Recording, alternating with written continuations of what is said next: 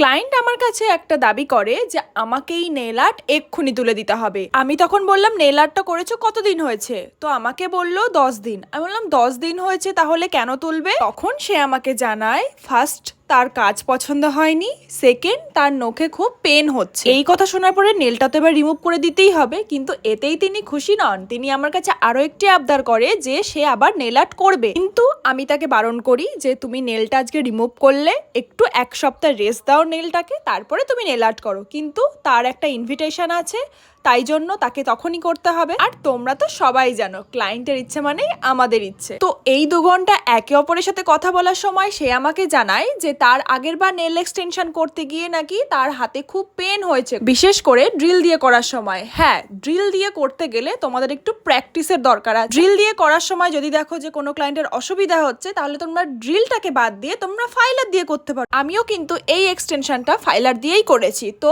কোনো অসুবিধা হবে না। তো আমি জানি ড্রিলের প্রথম করতে গেলে একটু প্রেশার নিয়ে প্রবলেম হয়, তো আগে নিজেদের উপর ট্রাই করো, তারপরে ক্লায়েন্টের উপরে করো, এতে দেখবে কোনো অসুবিধা হবে না। আমারও কিন্তু প্রথম এই অসুবিধাটা হতো। তো যাই হোক, আমার ক্লায়েন্টকে আমি খুশি করতে পেরেছি, এটাই অনেক। এই কাজটা তোমাদের কেমন লেগেছে অবশ্যই কিন্তু কমেন্টে জানিও। See you in my next video, by.